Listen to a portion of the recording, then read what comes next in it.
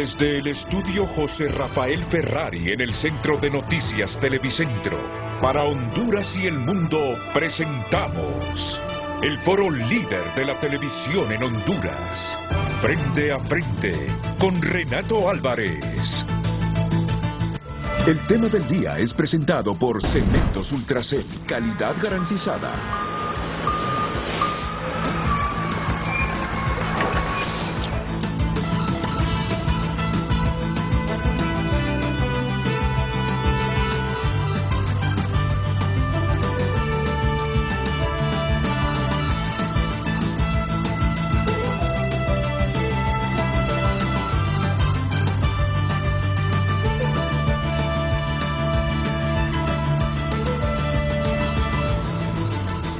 Hola, muy buenos días, bienvenidos a Frente a Frente.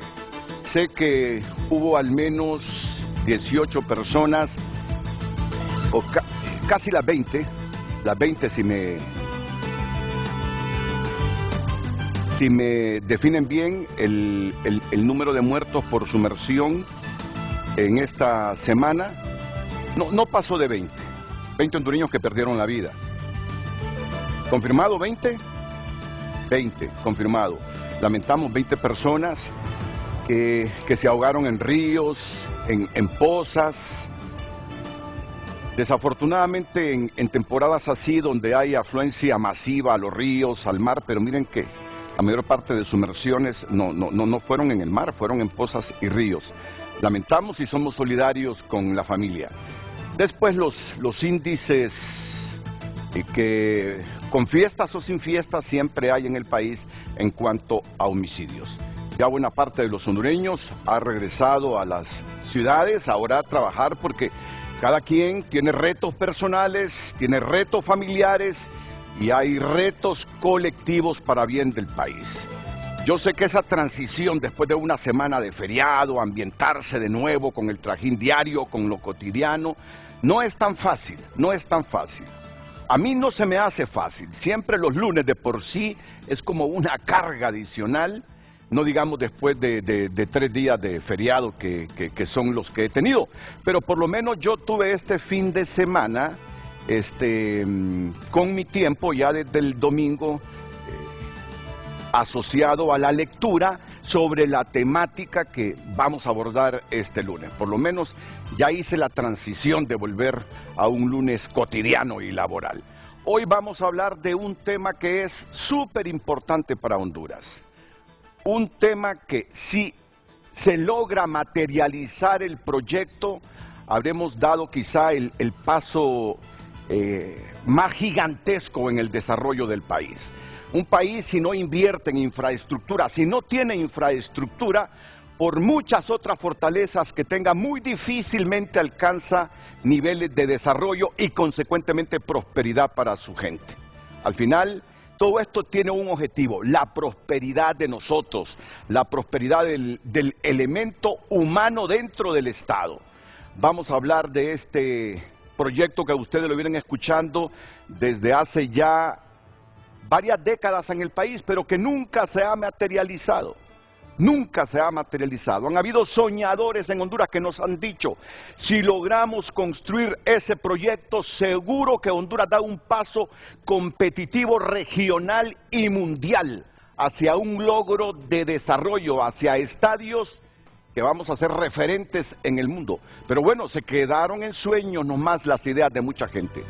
Esta vez parece que hemos dado un paso adelante, cualitativo, inmenso para lograr ese proyecto, que francamente no lo comenzaron a soñar hondureños en las últimas 2 décadas, no, lo comenzaron a soñar otros hondureños sabios desde hace siglos. Por lo tanto, hoy, aquí en Frente a Frente, tenemos el tema del gran tren interoceánico que una al Pacífico con el Atlántico. Y para hablar del mismo, hoy contamos aquí en el estudio con el presidente ejecutivo de la Comisión del Ferrocarril Interoceánico, el ministro de la Presidencia, don Héctor Manuel Zelaya. Así que le damos la bienvenida. ¿Qué tal, ministro? Es un placer tenerlo aquí en el programa. Ha sido un placer estar aquí, invitado por usted, Renato, para poder venir a explicarle al pueblo hondureño la importancia y el peso que tiene este proyecto tan anhelado por el pueblo hondureño desde hace 170 años. ¿Sabe quién pegó un brinco en este momento? El ministro de la Presidencia. Sí. ¿Qué le pasa a Renato? No, fue un lapsus, ministro. El secretario privado de la Presidencia de la República, don Héctor Manuel Zelaya. ¿Qué habrá pasado? ¿Me habrán removido y yo no me doy cuenta? No, fue un lapso que lo acepto. Bueno, ¿qué tal de Semana Santa? Iniciamos la semana con un buen tema, con un buen proyecto, Renato, que trae bastante esperanza y sueños al pueblo hondureño.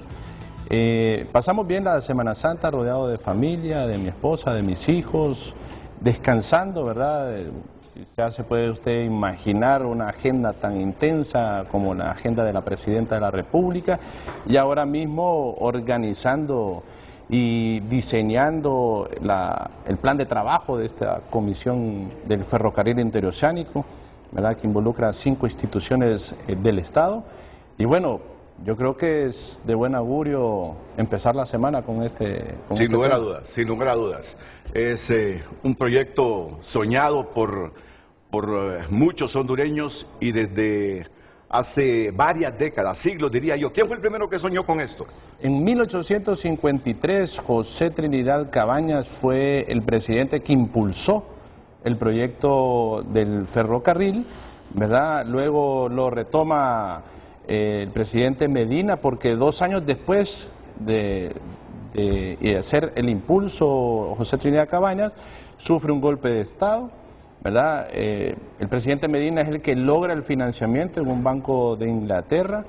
Luego de eso va Marco Aurelio Soto, y Marco Aurelio Soto logra los primeros 100 kilómetros, ¿verdad?, del ferrocarril interoceánico, y luego entramos a los 1900, donde este proyecto y este sueño fue entregado a las transnacionales, y ahí nosotros pues es donde decimos muere el sueño de todo hondureño, cuando ya se privatiza y no ha vuelto a haber una oportunidad como en la que estamos ahora de rescatar este proyecto y hacerlo realidad. Hoy más que nunca los hondureños tenemos las posibilidades de poder dar esos pasos importantes, así como usted bien lo ha dicho, para que esto se convierta en realidad. Y el día de hoy vamos a hacer las exposiciones y vamos a tener el diálogo aquí en su programa, Renato, para que la gente pueda comprender la importancia de este proyecto y las posibilidades que nosotros tenemos ahora, ¿verdad?, que todos los sectores se puedan unir,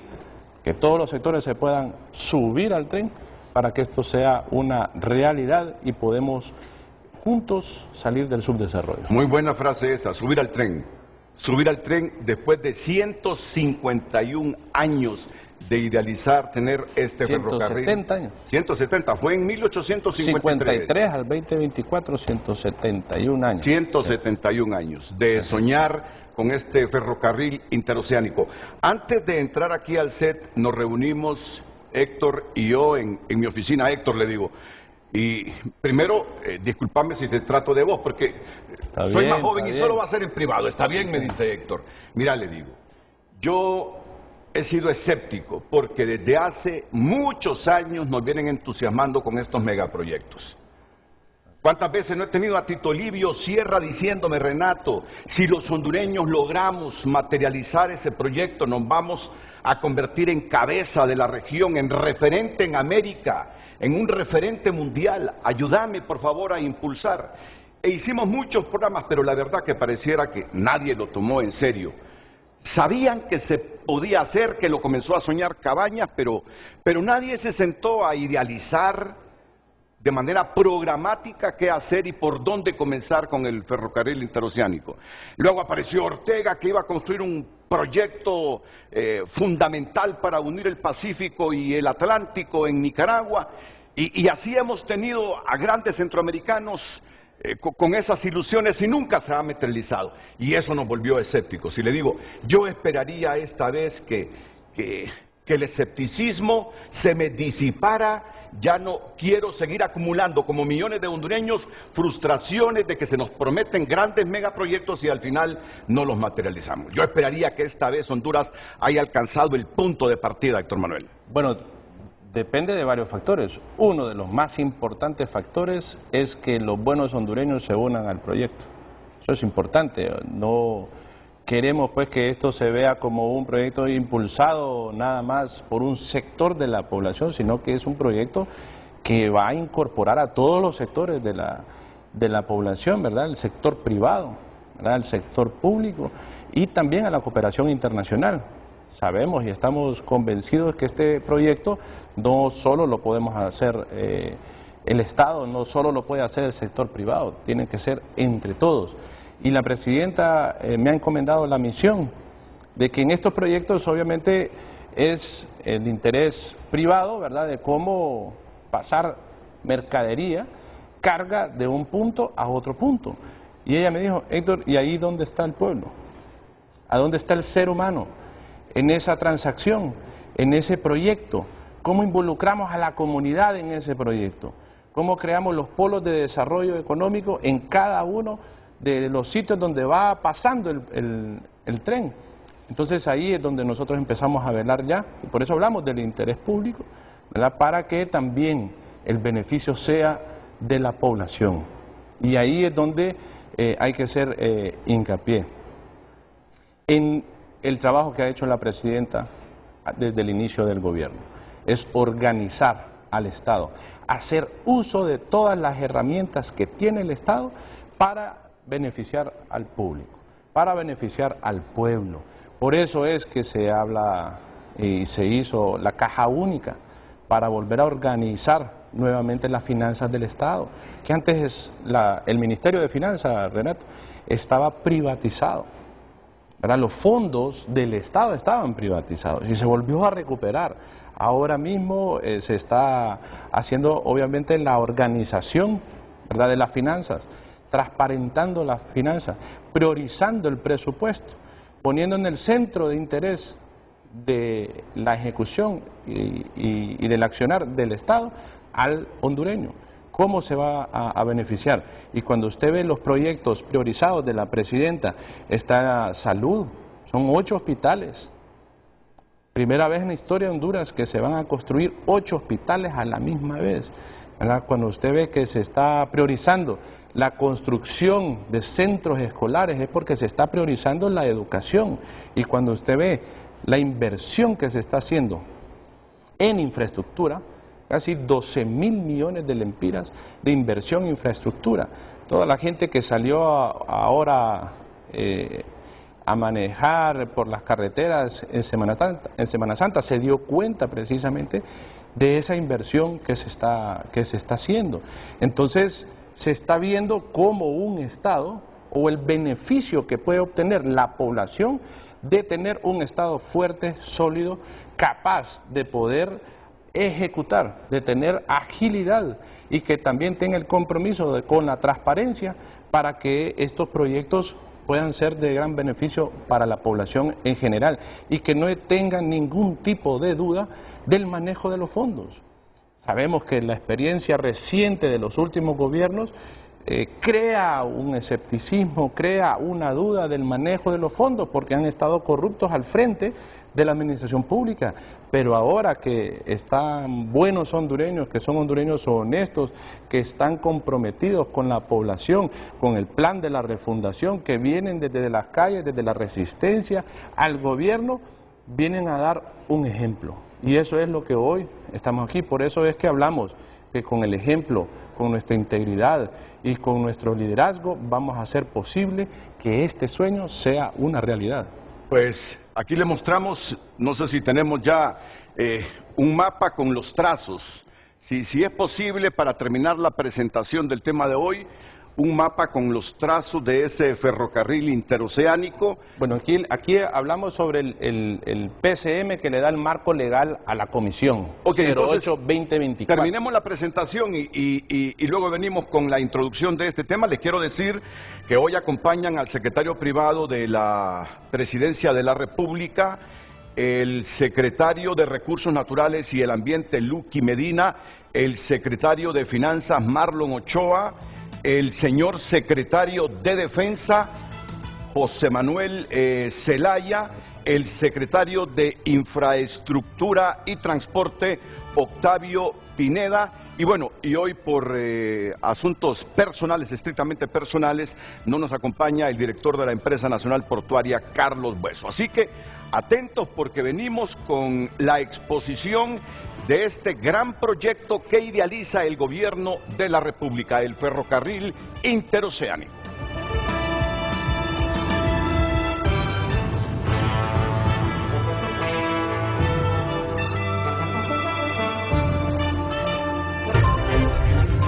Frente a Frente presentó el tema del día. Muy buenos días, recordamos el tema de hoy. Recuerde que hay diferentes medios por el cual puede compartir su opinión a través de nuestro número de WhatsApp 9773-6065 y por supuesto estamos en todas las redes sociales como Frente a Frente HN. Un gran proyecto que en 1853 lo comenzó a soñar el general Cabañas. Comparta su opinión, es muy importante para nosotros.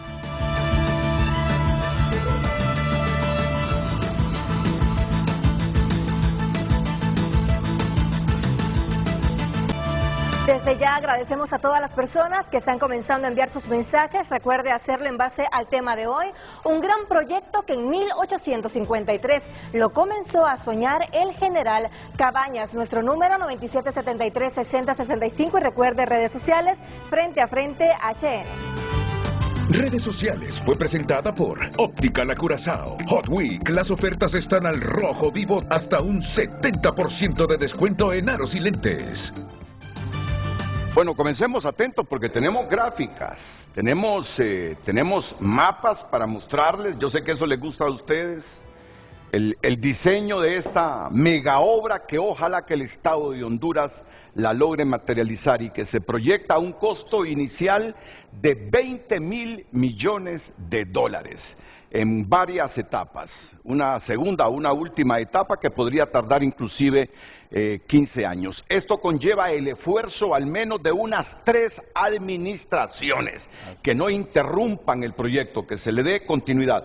Así que vamos a comenzar con el marco legal de este gran proyecto del ferrocarril interoceánico y atento a las gráficas que yo sé que les va a entusiasmar, a hacer soñar, a idealizar ustedes un gran megaproyecto para nuestro país. Héctor.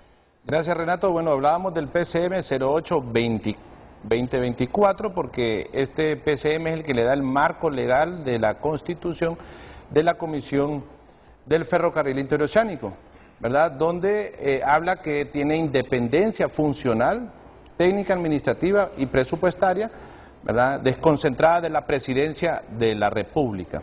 Pasemos a la siguiente. La comisión está integrada por 5 instituciones.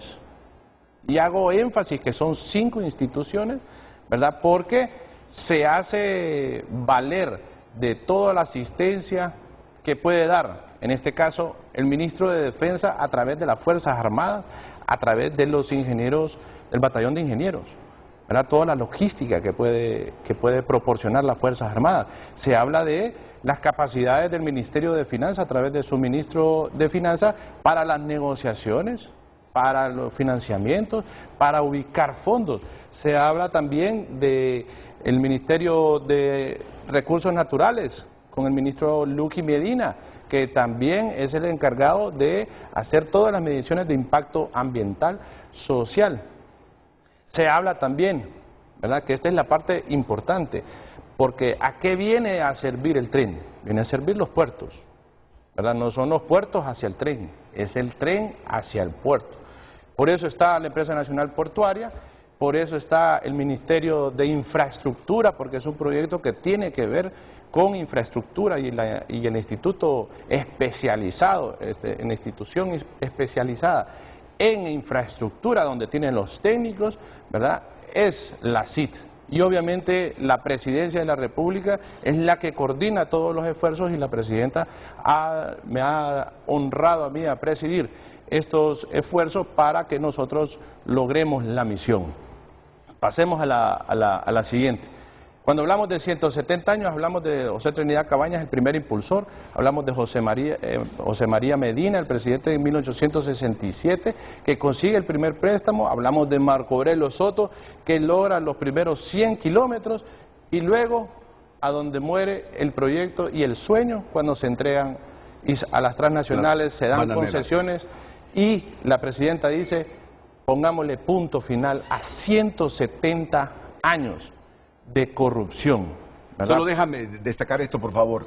1853, José Trinidad Cabañas, presidente de Honduras, fue el primer impulsor de la idea de un ferrocarril interoceánico, proyecto truncado a raíz de un golpe de Estado en el 55 de ese siglo. Luego prosigue José María Medina, que firmó un decreto que promovería la construcción del ferrocarril interoceánico con financiamiento del Banco de Inglaterra. Luego Marco Aurelio Soto, que releva a los implicados en el fraude del ferrocarril, construye algunos tramos adicionales. ¿Qué tramos construyó la administración de Marco Aurelio Soto? Los primeros 100 kilómetros, bueno, ahí hay parte de la literatura, habla de que aquí es donde se empieza a desarrollar el Valle de Sula, a raíz precisamente de estos 100 kilómetros. Y en los 1900 es cuando se dan las concesiones y se entrega a las transnacionales, y ahí muere prácticamente el sueño de los hondureños de tener un ferrocarril. Pero ese es el puntito que yo quisiera que se quedara grabado, internalizado en los hondureños. Este hondureño José Trinidad Cabañas, que fue el gran impulsor donde surge la idea de este ferrocarril interoceánico. Muy bien, continuemos. Pasemos a la siguiente. Ahora bien, en estos 170 años, Renato, ¿qué es lo que ha cambiado? ¿Cuál es la diferencia? Entonces empezamos a hablar de Panamá, empezamos a hablar de una sequía. El problema que está teniendo el canal de Panamá no es un tema de tráfico, no es un tema de una pandemia, no es un tema de logística, es un tema del cambio climático, y hasta la fecha nadie ha podido retroceder en el cambio climático. Ellos reducen el volumen de la carga de las mercancías y reducen el calado de los buques a 13.41 metros el calado. Entonces, en base a eso, han empezado ahora los intereses a ver quién puede construir un complemento, no la competencia, un complemento al canal de Panamá. ¿Quién de los demás países de Centroamérica puede venir a ayudar a aliviar este tráfico? Pasemos a la siguiente. Lo soñó Nicaragua. Lo soñó Nicaragua hace poco con Daniel Ortega, pero no han podido... Los medios de comunicación hicieron eco de esto.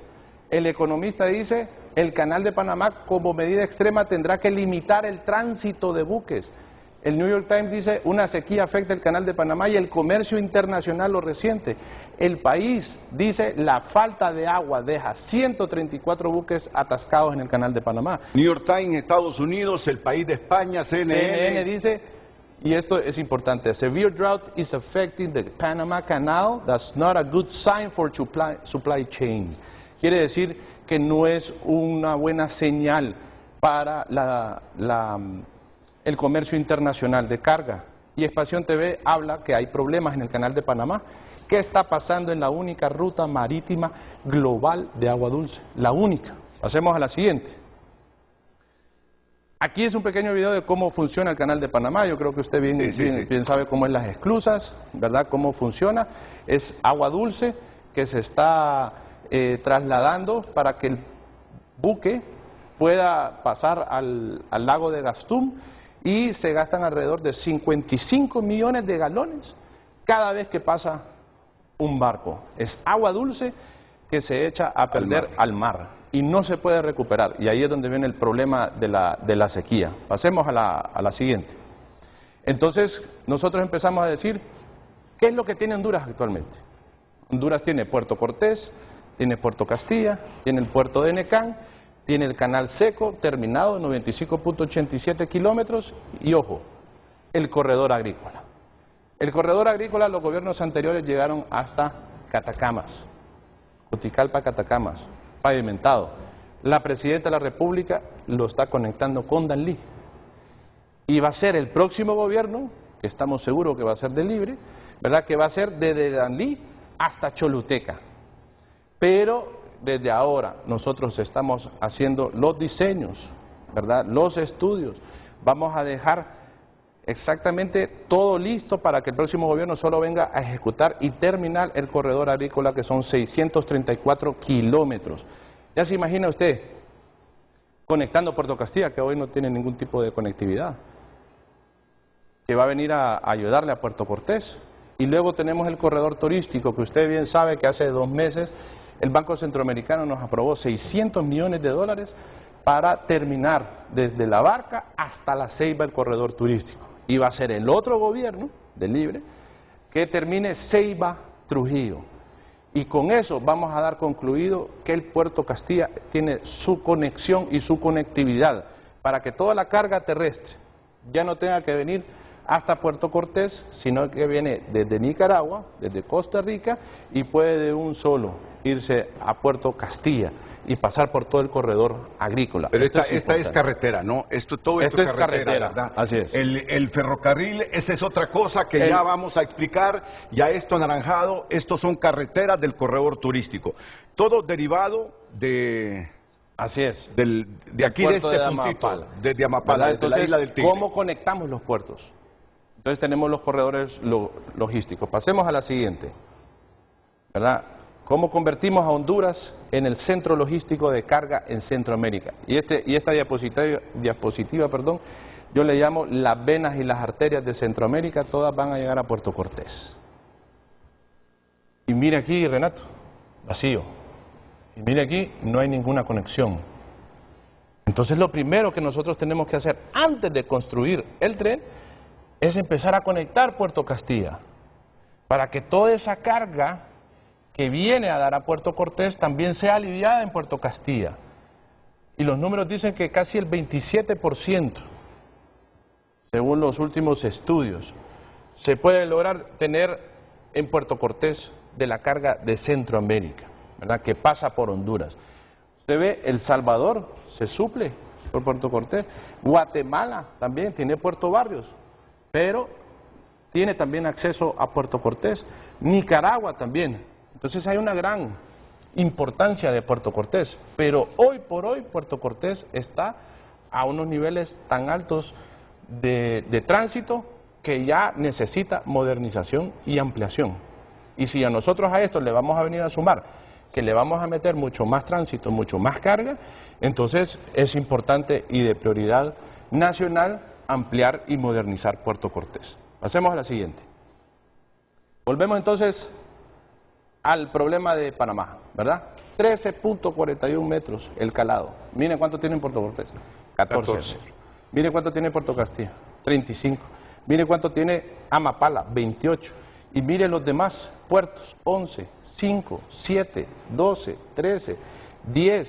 No tiene competencia. Puerto Limón en Costa Rica con 14 metros y Puerto Colón en Panamá también con 14. Puerto Cortés, Puerto Castilla, pueblo hondureño, Puerto de Amapala no tiene competencia en Centroamérica. Estos dos no tienen. Puerto Castilla hasta 35 metros, Amapala hasta 28 metros. No tienen competencia. Ninguno de los dos encuentra competencia en el resto. No tienen competencia.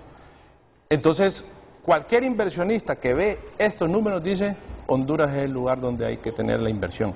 Entonces, cuando nosotros hacemos estas evaluaciones y estos análisis, Renato, nos salimos de aquel esquema y de aquella discusión que quién es el país que más baja impuestos, que quién es el país que más le da prebendas a la inversión extranjera, y empezamos a ver a dónde más le interesa al inversionista invertir hoy para que mañana no le salga más caro invertir, porque los que hoy se metan a invertir a Honduras les va a salir con mucho más beneficios que dentro de 10 años que ya tenga un gran problema Panamá. Pasemos a la siguiente. Porque lo de Panamá es de franco deterioro anualmente, ¿no?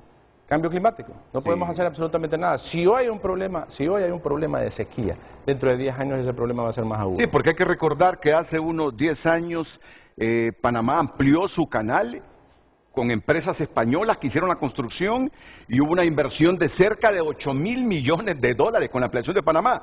Pero no pueden hacer nada con la sequía. Sí. Este es el último esfuerzo que está haciendo México, ¿verdad? El canal interoceánico, el ferrocarril interoceánico de Tehuantepec. Cabe destacar en esto, Renato, que esto fue construido 7 años antes del Canal de Panamá, ¿verdad? Y que muchas de las discusiones se centró en por qué no se desarrolló igual que el Canal de Panamá, si fue 7 años antes.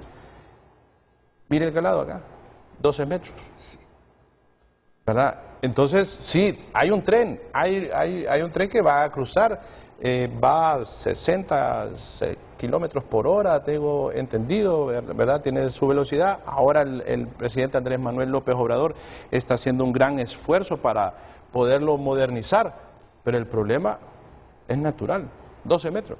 Todavía no se compite con Puerto Cortés. Pasemos a la siguiente. Las rutas marítimas globales. Mire cómo la ruta del Cabo de los Hornos son 7 días para cruzar. Canal de Panamá son de 10 días, 8 horas. Mire la ruta polar, anda en 8 días. Mire el ferrocarril de Honduras, 12 horas. Es decir, traer todo el comercio por estas vías implica, en el caso de Cabo de los Hornos, cuando pasan por aquí, un cruce de 7 días. 7 días. Y usted puede ver videos aquí, lo difícil que es para aquí, para el estrecho, en el estrecho de Magallanes, pasar todos estos barcos, ¿verdad?, transatlánticos, muchos de ellos se dan vuelta. Sí, sí. ¿Verdad? Son por las altas turbulentas, corrientes. sí, sí. Y mire, 12 horas, ferrocarril interoceánico. Canal de Panamá, 10 días, y ferrocarril interoceánico de Honduras Honduras ofrece esta opción, tiempo de 12 cruce 12 horas. Y con un puerto en el Pacífico, De 28 Amapala, de a 28 a 35 metros. 8 días rotopolar. Entonces, si usted analiza como inversionista, como empresa naviera, usted dice Honduras es la oportunidad de poder desarrollar una alternativa y un complemento al Canal de Panamá. Pasemos a la siguiente. El ferrocarril interoceánico está conceptualizado de moverse de punto A a punto B, Puerto Castilla a Mapala, ¿verdad? Y hay varios estudios que han hecho varios trazos. En México me dieron un gran consejo y me dijeron, Héctor, no diga por dónde va a pasar exactamente hasta que no tenga la exactitud del trazo de este tren, porque se empiezan a ver muchas especulaciones, empiezan a comprar un montón de terrenos, ¿verdad? Les empiezan a subirles el precio, empiezan a organizarse sus opositores para que ese tren no pase para ahí, simplemente para estropear la ejecución del proyecto. Entonces, para nosotros es importante definir el trazo, pero definir el trazo requiere de un estudio y un análisis de aproximadamente 1 año. Esto es imaginario, que la ruta va a ser por este sector, cruzar el territorio hondureño, es cierto.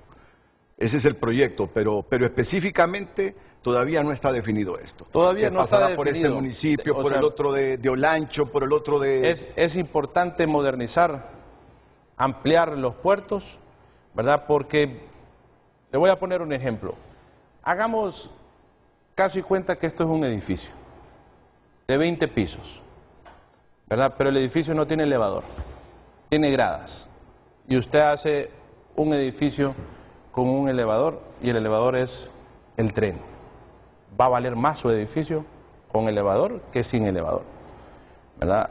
Entonces lo que nosotros estamos haciendo es que toda esa carga que va de punto A a punto B pueda llegar en el menor tiempo posible. Eso le va a abaratar los costos a las navieras, le va a abaratar los costos a la industria, ¿verdad? Y lo que dice la presidenta, bueno, pero ahí entonces estamos hablando entre privados. ¿Cómo vamos a incorporar aquí a la comunidad? ¿Cómo vamos a hacer que este tren sea del pueblo? ¿Cómo vamos a hacer que este tren venga a beneficiar a la población? Entonces empezamos a hablar de polos de desarrollo. ¿Por dónde va a pasar ese tren que va a generar desarrollo en los sitios donde se vayan haciendo estaciones?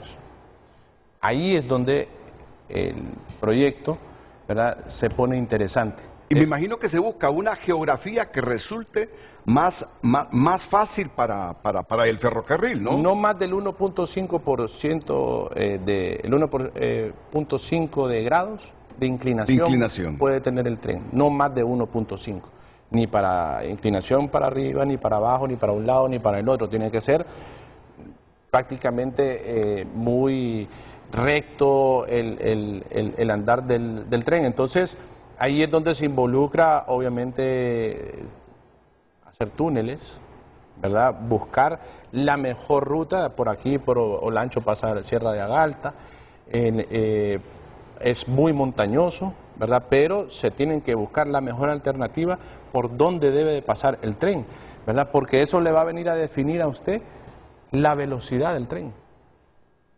Y esa velocidad se traduce en costos, ¿verdad? O sea, porque si nosotros venimos y tenemos un tren de 80 kilómetros por hora, pues se va a tardar mucho más tiempo para llegar a uno que se va a tardar en menos tiempo con 100 kilómetros por hora por 120 kilómetros por hora. Diseñar todo esto les corresponde a ustedes porque quiero ver las funciones que tiene la CONFI, la Comisión Nacional del Ferrocarril Interoceánico. Entonces veamos, a ver, le hablaba yo el ejemplo del elevador.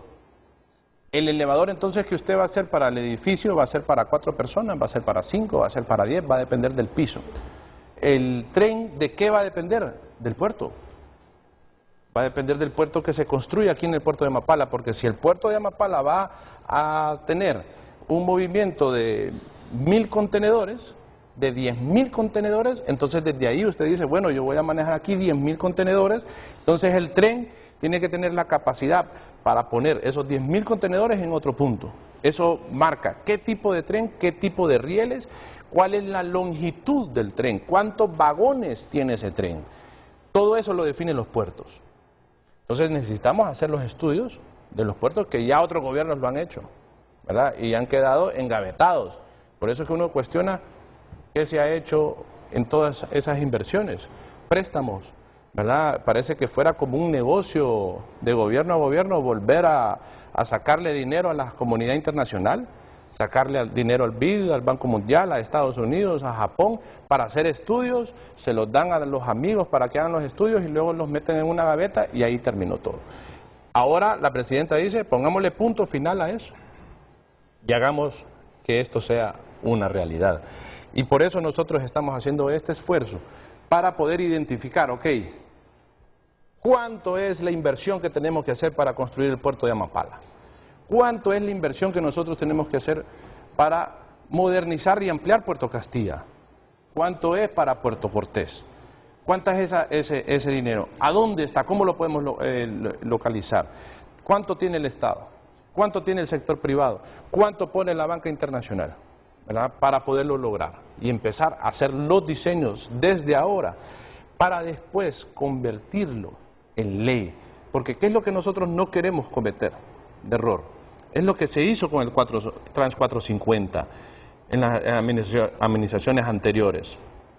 Vino un alcalde de la capital y dijo, el Trans 450 va a venir a ayudar y aliviar el tránsito y el tráfico en la capital. Hizo el diseño, sacó el préstamo, ahí está el Banco Interamericano de Desarrollo, ¿verdad?, que dio los desembolsos. Y después vino otro alcalde del mismo partido y dijo, bueno, yo creo que esa no es la solución, creo que la solución es hacer puentes. Y ahí quedó votado. Entonces, ¿qué es lo que nosotros queremos hacer ahora? Es que este proyecto se convierta en un proyecto de país, para que los próximos 3, 4 gobiernos sepan qué es el pedazo que les toca hacer de este proyecto, se convierta en una ley. Y nosotros nos hemos comprometido a elaborar este proyecto, a elaborar la ley, para enviársela al Congreso Nacional y que en el Congreso Nacional se haga la discusión y que ahí se convierta en un proyecto de país, que ahí también la oposición se sume al proyecto, que se convierta en un proyecto de todos los hondureños y que los próximos gobiernos sepan cuál es el pedazo que les toca hacer y que no vengan a tratar de manipular y decir, no, bueno, a nosotros ya no nos interesa que pase este tren por aquí, entonces ahora vamos a volver a hacer todos los estudios, vamos a volver a hacer todos los diseños y vamos a empezar de cero otra vez, ¿verdad? Porque le queremos cambiar. No, que sea algo que todos los gobiernos tengan paso a paso, qué es lo que ellos pueden ir haciendo y que en el cuarto gobierno esto se pueda inaugurar. Mira, tengo que ir a una pausa, pero solo quiero resolver algunas No dudas, sino inquietudes que quedan en la gente. O sea que cuando ustedes entreguen el proyecto al Congreso, ya tendremos el diseño Total. y resueltas todas las inquietudes por dónde va a pasar el ferrocarril, Así es. lo que se va a invertir en puertos. Muy bien, muy bien. ¿Y Ahora, qué ley? y lo último, claro, el Estado no tiene suficiente capacidad económica para invertir 20.000 millones de dólares. Aquí se tiene que reunir capital privado. ¿Cómo quedará el movimiento accionario y cuál es la figura que va a primar para este megaproyecto? Bueno, nosotros tenemos dos mandatos. Un mandato es hacer la ley. El otro mandato es conformar la mesa técnica, un equipo técnico especializado, ¿verdad?, que nos va a dar todos los números y nos va a dar todos los análisis para construir esa ley y que podamos, y esta es la razón de ser del PCM, hacer el diseño del proyecto, el diseño de los 3 puertos de aguas profundas, los estudios de factibilidad y viabilidad económica, la implementación de un sistema de tráfico de naves marítimas que no lo tenemos, la regulación para las asociaciones público-privadas que van a estar alrededor de este proyecto, los estudios de evaluación de impacto ambiental, las negociaciones financieras, los términos de referencia para las licitaciones y la creación técnica ferroviaria con el INFOP y las diferentes universidades de Honduras para después hacer la presentación y una conferencia internacional donde Honduras da a conocer al mundo este proyecto que va a venir a ser de integración centroamericana, que le va a venir a beneficiar no solo al pueblo hondureño, sino que a todo Centroamérica. Porque esto no solo se trata, Renato, de unir 2 puertos, esto se trata de unir el comercio mundial. Eso es lo importante. Cuando se llegue a este puntito ya es para conseguir capital, o ya tendremos definido el capital que va a financiar la construcción de este megaproyecto. Así es. La conferencia es para conseguir capital, para atraer. Vamos a anunciar obviamente la ley, porque a la empresa privada, que nosotros venimos de la empresa privada, les interesan las reglas claras. ¿Y qué mejor manera de dar a conocer reglas claras que con una ley? ¿Verdad? Y ahí es donde la presidenta en el PCM ha dejado establecido, ¿verdad?, que se va a conformar, a constituir una empresa estatal, gran nacional, donde el Estado deja ver su interés de tener el 51% y el 49% el sector privado y la comunidad internacional. Y también ahí está la administración. ¿Estos términos son innegociables, 51-49? Es que nosotros creemos que esa es la mejor forma de hacer que este proyecto se convierta en una realidad, ¿verdad? Porque el gobierno no está pensando en un interés de lucro, no está pensando a decir vamos a invertir 100 millones de lempiras y cuánto tiempo vamos a obtener nosotros de regreso esta inversión. El Estado lo está invirtiendo porque tiene que invertirlo, ¿verdad? Y el sector privado es el que va a velar por sus intereses propios, con el 49%, y está también la administración. Con el sentimiento más positivo y los ideales, pero en su nivel máximo, primero estará construir el corredor logístico, inclusive corredor turístico, antes de las líneas de tren. Esa es la idea. O sea, hay que preparar el terreno, hay que preparar a Honduras para la construcción del tren. Hay que prepararlo con ley, hay que prepararlo con normativas, hay que prepararlo con las reglas claras, hay que prepararlo logísticamente, hay que prepararlo con todas las condiciones para que el tren simplemente sea Cuando dice logístico es que antes de tener esas líneas de ferrocarril ya tendremos un gran puerto en Amapala y ya tendremos un gran puerto en Trujillo. Así es, totalmente. Ya tendremos el corredor logístico. Agrícola. El corredor agrícola, perdón, y también el corredor turístico. Así es, porque al final lo que nosotros vamos a empezar ahora es con un tren de carga. México con el tren Maya empezó con un tren de pasajeros. Y ahora va por el de carga. Nosotros estamos entrando por el principal, que es el que va a generar las condiciones para nosotros después construir el de pasajeros, que es el turístico, el que pasa por todo el Atlántico. Héctor, y he estado viendo que se reúnen con empresarios estadounidenses, con funcionarios estadounidenses, que han tenido reuniones con gente de Emiratos, como de Qatar, por ejemplo. Ya ustedes comenzaron a socializar esto, inclusive antes de tener todo listo para lanzarlo en esta conferencia internacional. Bueno, es que las potencias grandes son muy visionarias y saben precisamente cuándo hay que invertir y cuándo hay que meterse en los negocios. En este caso, han visto la oportunidad de Honduras y han visto la voluntad de la Presidenta de la República de convertir esto en una realidad. Y ahí es donde uno viene y dice, bueno, entonces ¿con quién contamos? Ya le explicaba en la diapositiva anterior qué es lo que Honduras cuenta, cuáles son sus amigos, cuáles son sus socios, cuáles son esos países que siempre le han apostado por Honduras. Y ahí nos encontramos a los países interesados como Japón, ¿verdad?, como España, como el mismo Estados Unidos, porque ¿para dónde va toda la carga? ¿Hacia dónde estamos apuntando nosotros? ¿Qué deberíamos de apuntarle a qué comercio? Antes, Renato, era producir en Estados Unidos para venderle a Asia. Ahora es al revés. Ahora es todo lo que produce Asia para vendérselo a Estados Unidos. Entonces, nosotros nos acercamos al socio más importante comercial que tiene Honduras, ¿verdad? Y lo involucramos en este proyecto para decirle, mire, lo que nosotros logramos, lo que nosotros vamos a lograr, les va a beneficiar a ustedes.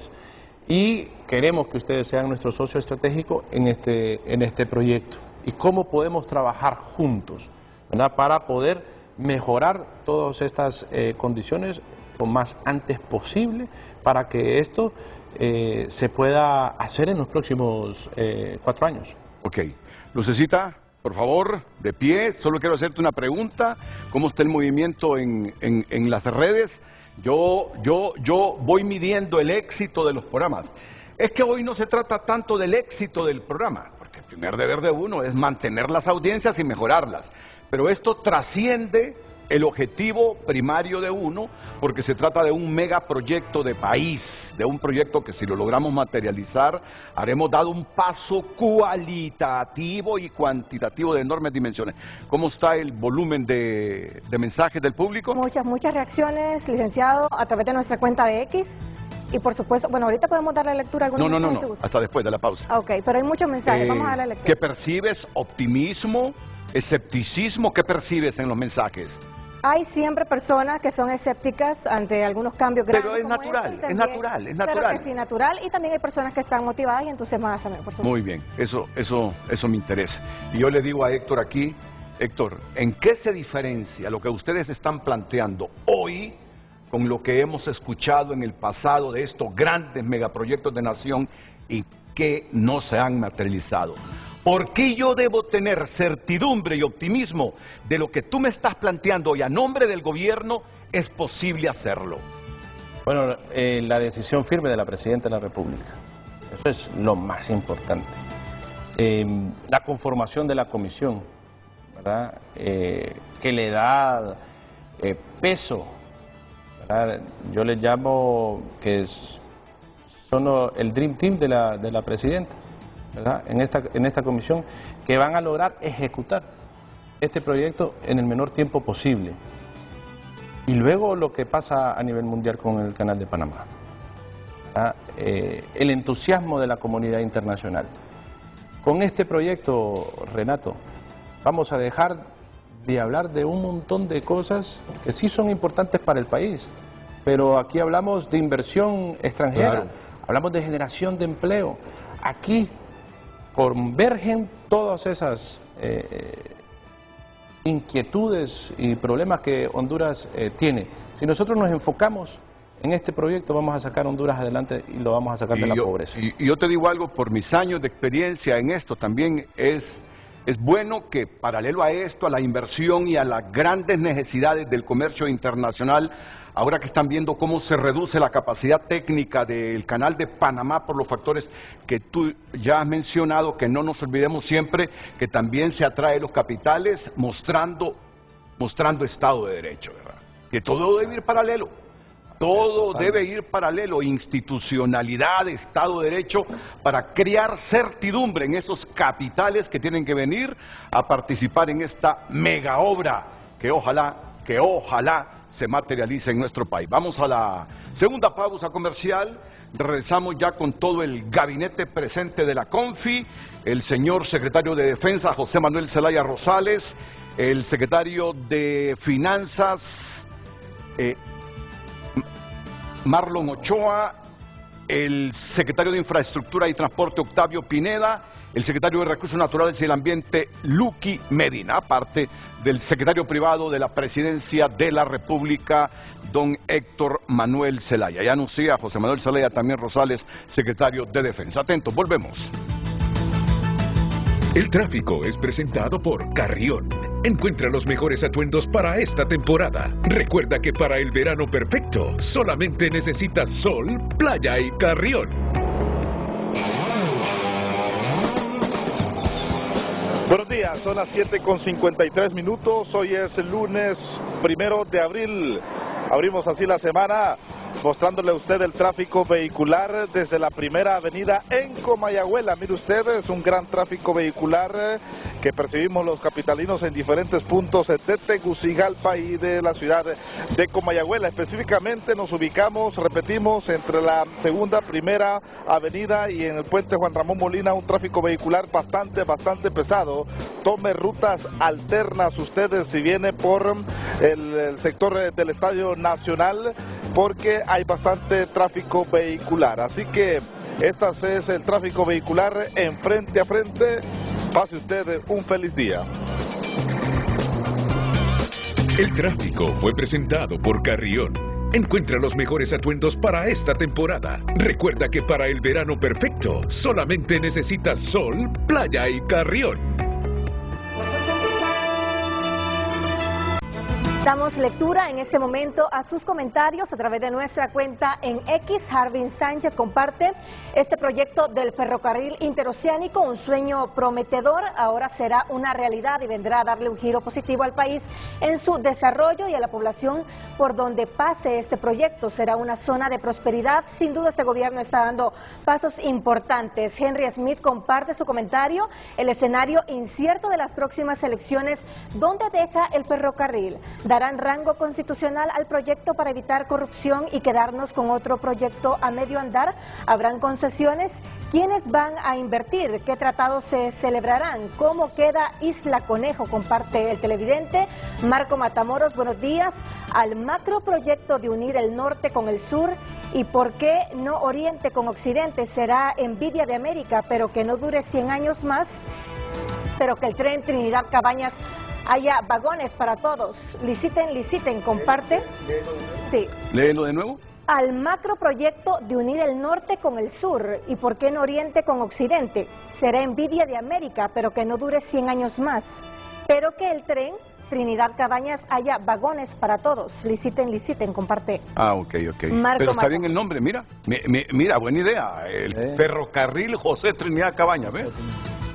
Katy Amador comparte su comentario, un sueño que se va a volver realidad gracias al gobierno de la presidenta Xiomara Castro. Antonia López, es un proyecto de grandes proyecciones favorables para nuestro país. Azucena comparte, las acciones enérgicas de la presidenta han generado un renovado impulso en la construcción del tren interoceánico, con un enfoque claro en cumplir con los plazos establecidos. John comparte un megaproyecto que atrae inversión, empleo y turismo a nuestro hermoso país. Es interesante conocer la historia y todas las personas que visionaron este proyecto. Ronald Ramos comparte un proyecto visionario que sin duda alguna traerá progreso al país. Como se ha estado trabajando de manera honesta y transparente, sabemos que los autores de este proyecto serán los más capacitados para ejecutar. Y Vito también comparte su opinión. Si aún no tienen estudios de factibilidad, diseños planos, definidas la participación privada, proyecciones financieras, pues aún lo que tienen es una idea de mesa de café, un sueño, una idea que no está concreta. Si es favorable, ojalá que lo hagan, comparte el televidente. Permitime, sí, claro que es un ideal, en este momento es un sueño. Y miren, y todos los escépticos, no se preocupen, si que se nos han prometido tantas cosas por décadas, por siglos, que si el hondureño es escéptico con estos megaproyectos, yo me sumo a su escepticismo, pero con una gran diferencia. yo me reinvento para creer y para tener esperanzas cuando se me plantean proyectos que van marcando diferencia de otros, porque en los últimos años lo que tuvimos fueron iniciativas personales como la de Tito Livio Sierra, alguna que otra declaración oficial sobre un gran proyecto. Eso es lo que hemos tenido. Y luego vinieron procesos electorales, se esfumaron esos ideales y ahora volvemos con una nueva esperanza, con un nuevo ideal. Por eso le preguntaba yo a Héctor Manuel, ¿en qué se diferencia lo que nos han planteado otros de lo que tú, a nombre del gobierno, estás planteando hoy de este ferrocarril interoceánico? Bueno, una respuesta de un minuto para cerrar la sección. Para ser claros, hay estudios. Todos los gobiernos han hecho estudios. Tenemos estudios para la modernización y la y la ampliación de Puerto Cortés. Tenemos estudios para la ampliación y modernización de Puerto Castilla. Tenemos estudios para el puerto de Amapala, para el mismo tren interoceánico, para los puertos secos, ¿verdad? Tenemos estudios para todos. Lo que pasa es que son de muchos años anteriores. Hay que actualizarlos. Esto no es un invento. No es que es una idea o un sueño, no. Podemos partir de esos estudios. No, claro. Podemos empezar a gestionar a raíz de estos estudios, pero hay que ser responsables, hay que actualizarlos, hay que involucrar a todos los sectores, a la empresa privada. Yo estuve en comunicación con Daniel Facusé de la Asociación de Maquileros, con el compañero y amigo Karim Cubaín, ahora recién electo de la Cámara de Comercio de Industrias de Cortés, para poder platicar, irles a hacer la presentación, ¿verdad? Y que se logren subir al tren de la transformación de Honduras. Redes sociales fue presentada por Óptica La Curazao. Hot Week, las ofertas están al rojo vivo, hasta un 70% de descuento en aros y lentes.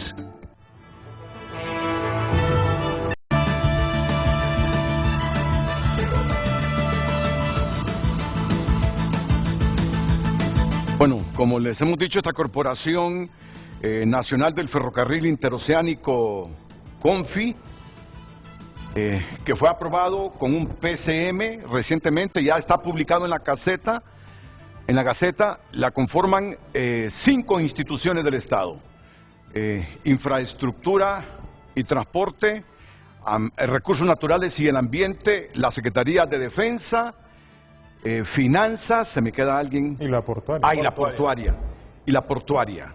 Aquí tienen a 4 titulares, más la representación del Ejecutivo en el secretario privado de la Presidencia. Comienzo con Marlon Ochoa. Marlon, estamos hablando de un gran proyecto, de un tremendo proyecto, de un proyecto que puede ser el parteaguas del país, puede ser el punto de partida del país.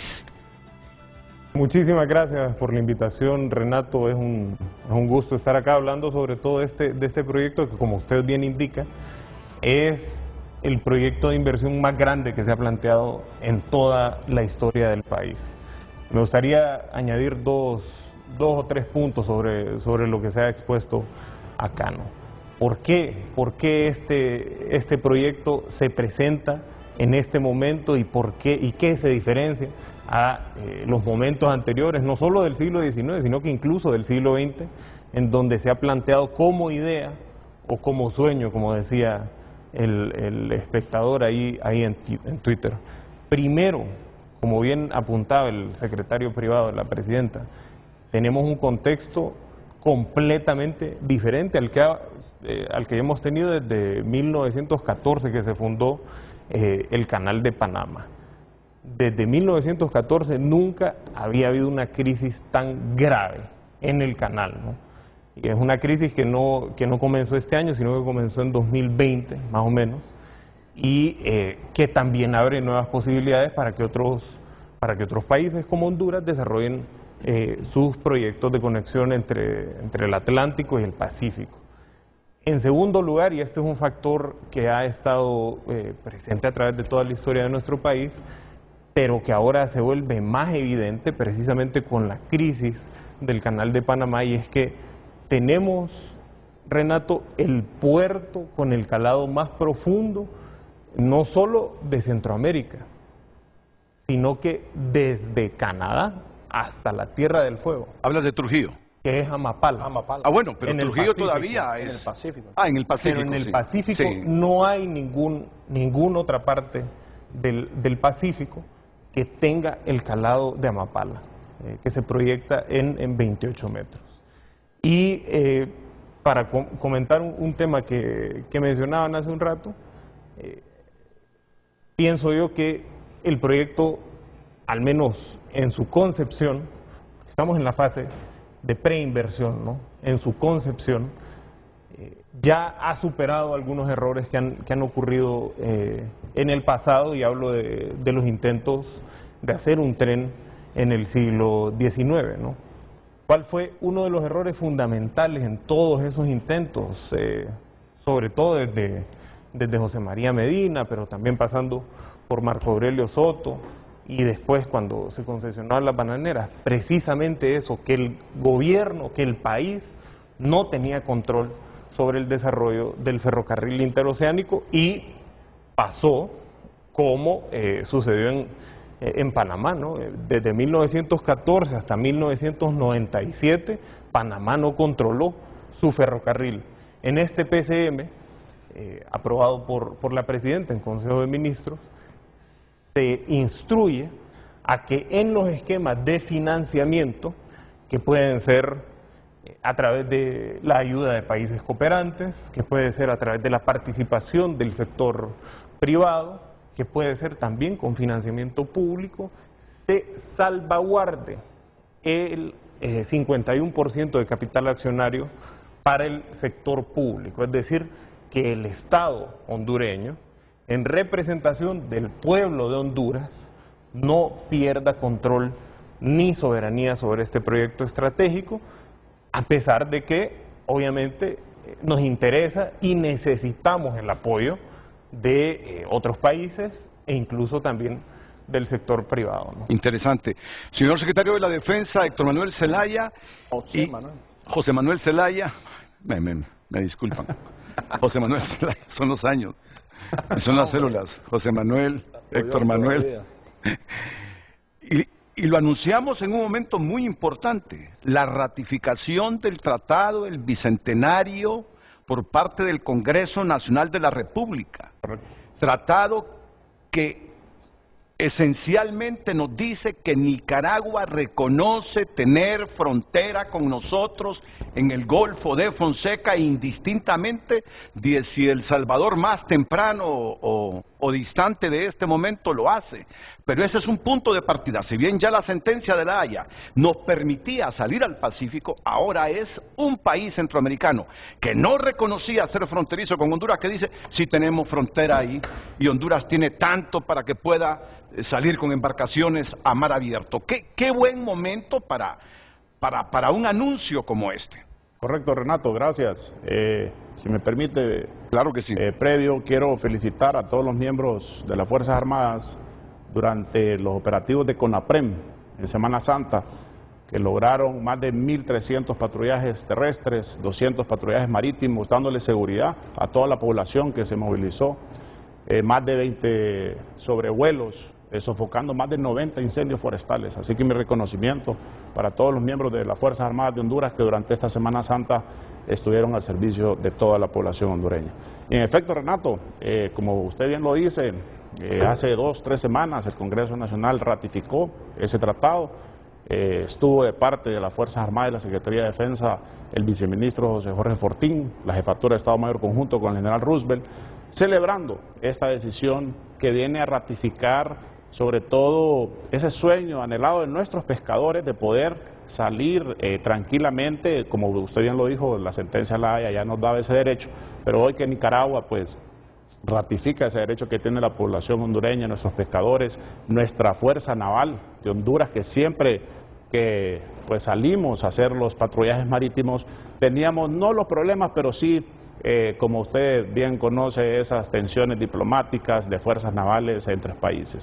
Así que mi reconocimiento también al Congreso Nacional, al presidente Redondo, y en ese marco, Renato, se menciona de dónde viene este proyecto. O sea, ese interés nacional de promover y aprobar este proyecto acompañado de la Secretaría de Defensa y de una institución permanente como es las Fuerzas Armadas de Honduras, como ya lo menciona el artículo 272. Pueden pasar gobiernos, pero la institución permanente que va a garantizar que ese proyecto se convierta, uno, en soberanía nacional, en interés nacional, son las Fuerzas Armadas de Honduras.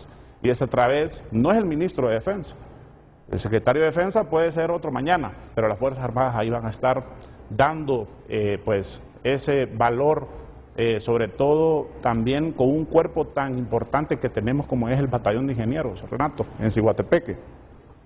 Más de 130 oficiales formados en la rama de ingeniería y hoy van a tener esa gran oportunidad de acompañar este proyecto, de acompañarlos con sus conocimientos técnicos, con sus conocimientos profesionales y sobre todo para poder potenciar ese batallón de ingenieros.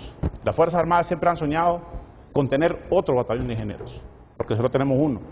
Y hoy se puede dar esa gran oportunidad para fortalecerlo, fortalecer nuestras capacidades y también para acompañar, no solo con nuestros ingenieros, sino también acompañar todo ese proceso de construcción. En una de las posibles rutas que menciona el secretario privado, tenemos más de 11 unidades militares en toda esa posible ruta, que van a acompañar en la supervisión, en la vigilancia, en la seguridad. Eso viene a dar pues también confianza en la inversión que puede hacer tanto el sector público como el sector privado. Así que en ese sentido, Renato, yo creo que es una gran oportunidad desde la Secretaría de Defensa poder pues poner a la orden todos nuestros conocimientos, la rama de ingeniería, el batallón de ingenieros. Tenemos la responsabilidad desde ya, consagrada en la Constitución de la República, de proteger nuestros puertos, de proteger también, a través de las bases navales, nuestras salidas al mar, de proteger, como bien lo dijo el secretario privado, en Puerto Castilla, la base naval de Puerto Castilla está permanente. En Puerto Cortés tenemos la base naval ahí en Omoa. O sea, son situaciones que se vienen dando para poder acuerpar este proyecto con una institución que cumple su misión.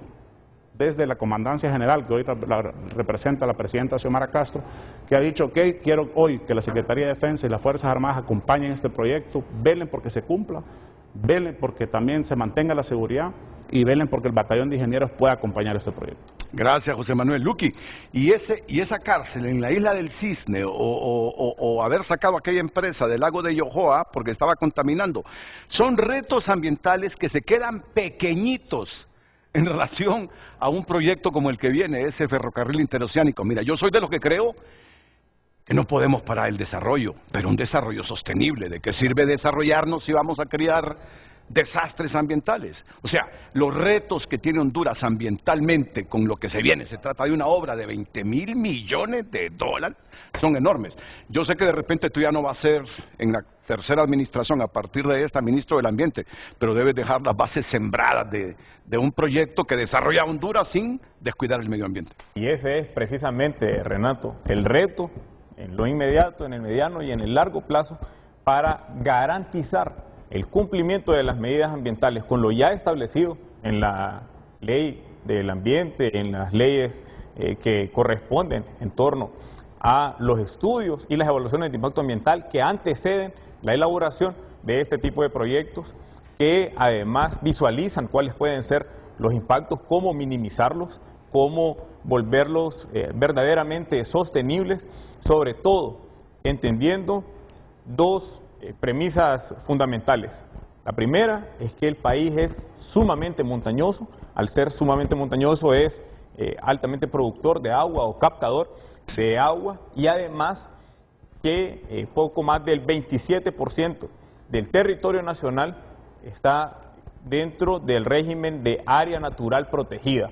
Esto da una categoría diferente de manejo. Hay algunas zonas que serán de influencia, que estarán desarrolladas por este proyecto en la zona sur, la zona de San Lorenzo y la bahía de Chismuyo. Luego en la zona cercana a Danlí está la zona de Apahuís, la Sierra de Agalta, el Parque Nacional Montaña de Botaderos, la zona de Capiro Calentura, y luego también lo que implique para los puertos marinos. Pero la visión progresista de la presidenta Xiomara Castro ha llevado a que en estos poco más de 2 años seamos el país en la región con mayor cantidad de declaratorias de áreas protegidas naturales, que es contrario a la tendencia en la región, que es donde están reduciendo más bien los límites de las áreas protegidas. Revisar todas las zonas de influencia por donde estará transitando las rutas del tren, y que se pueda desarrollar entonces no solo lo que ya los académicos definen como la T del desarrollo actual, sino esta nueva zona, pero asegurando el desarrollo sostenible con todas las previsiones que sean necesarias para el cuidado de la biodiversidad, además también con el acercamiento a los pueblos, llevando a cabo las consultas previas, libres, informadas, que el pueblo sepa a ciencia cierta qué es lo que va a pasar en cada uno de sus municipios, en cada uno de los poblados de influencia, que la gente sepa y apruebe además cuáles van a ser las actividades a desarrollar durante todos estos cientos de kilómetros de las líneas ferroviarias, de los puertos secos y de las carreteras que ya se están desarrollando, que lo podamos hacer desde la Secretaría de Recursos Naturales, pero además también con todas las instituciones que están adyacentes y que están inmiscuidas en el Gabinete Ambiental. ¿Tú te acuerdas de una represa que hicieron hace algunas décadas los chinos? Una de las represas más grandes del mundo, que hubo un desplazamiento de millones de chinos. Y bueno, allá por su sistema no anduvieron preguntando, allá simplemente aquí hay una obra de seguridad nacional importantísima, les damos estas opciones, pero por lo que estás diciendo, tiene que haber un equilibrio entre el proyecto, que lo necesitamos y ojalá que se materialice, y los cuidados ambientales, porque tú lo dices, esta es una zona con una geografía quebrada, mucha montaña, hay que cuidar el agua, hay que cuidar esto, hay que cuidar lo otro, hay que hacer consultas, o sea, el diseño de esto no va a ser nada fácil, si se toma en cuenta el criterio de la gente, es un reto enorme que tienes, Luqui, con todo el equipo. Bueno, y qué decir de un proyecto de infraestructura de 20.000 millones de dólares. A ti, Octavio Pineda, te toca hacer o quedar en la historia como uno de los grandes impulsores. Si ya Cabañas lo idealizó en 1853, en caso de concretarse, ustedes son los impulsores que empiezan a materializar ya esto con hechos concretos. Imagínate. Claro, Renato, y gracias por darnos el espacio acá para poder hablar de un proyecto tan importante. Esta obra, aparte de ser un sueño, ¿verdad?, desde hace más de 170 años, ¿verdad?, 171 años cumple este año, este 2024, este gran anhelo de todo un país, viene en base a la realidad, como decía el secretario privado y presidente del ferrocarril interoceánico, porque hay problemas en Panamá, ¿verdad? Entonces aquí nosotros que conformamos un equipo de trabajo nos dedicamos a eso. Por ejemplo, bien usted lo mencionaba con el aspecto de poder cuidar el medio ambiente. Yo más bien lo que hago es vertir concreto y vertir asfalto en un montón de lugares, y para eso ocupo los permisos de extracción de materiales en ciertas cuencas o en ciertas quebradas. Al final es la complementariedad de no solamente tener instituciones fuertes y bien tecnificadas, como decía el ministro de Defensa, bueno, el batallón de ingenieros lo vamos a poner a trabajar. Tenemos en la Secretaría de Infraestructura y Transporte, que por excelencia es la que maneja los proyectos, megaproyectos de inversión en infraestructura. Usted los mira el día de hoy, por ejemplo, esa gran inversión que se está haciendo en carreteras, y hay cualquier cantidad de obras complementarias, ¿verdad?, que se deben de realizar. Aquí en la Secretaría de la CID, la que es Secretaría de Infraestructura y Transporte, hay más de 1.200 profesionales que tenemos que capacitarlos para poder llevar a cabo estas obras. Y no solamente nos remitimos, Renato, a únicamente el sector público, porque el sector privado también va a tener una participación fundamental. Nosotros lo vemos hoy en día, que nos dedicamos a trabajar 24/7, Renato, la falta de mano de obra calificada para ciertos tipos de obras, particularmente en el tema de hospitales. Por ejemplo, cuando nosotros implementamos el proyecto, por lo menos los edificios, bloques principales, le decimos nosotros, de los 3 hospitales que tiene la Secretaría, nos damos cuenta la poca mano de obra calificada. Para eso, lo importante de poder generar con Infop, por ejemplo, ir tecnificando y hablar con las cámaras de comercio para esto. Es algo completamente, y no es algo nuevo, ¿verdad? La alternativa de poder tener a Honduras como ese polo de desarrollo, no solamente en el sentido nacional, sino internacional. Y hay un montón de obras, de proyectos complementarios que hoy en día se están ejecutando, Renato. Yo puedo mencionar el proyecto de los puentes gemelos en Cortés, que están a punto de ceder, el recto y el curvo, ¿verdad? Y ya se imagina usted, si llega a ceder esos puentes, la catástrofe económica que puede resultar en este país hoy en día si no se interviene. Están trabajando en ellos, ¿no? Este proyecto, claro, ahorita empezamos, después de Semana Santa, lo priorizamos en la primera reunión, ¿verdad, presidente ejecutivo? Y aparte de eso hay otros tipos de obras, porque usted lo mira, Renato, hoy en día la capacidad, la demanda con la capacidad que tú tienes sobrepasa. Entonces, ¿qué quiere decir? Usted escucha mucho últimamente el tema de libramientos. ¿Por qué escucha el libramiento Progreso? ¿Por qué escucha ocupamos un libramiento en Chamelecón? Ocupamos un libramiento en Búfalo para conectarnos directamente a Puerto Cortés. Porque sobre las carreteras nacionales, primarias y secundarias, pasa el tráfico pesado y el tráfico liviano. Eso genera, sobre todo en las zonas urbanas, un gran congestionamiento.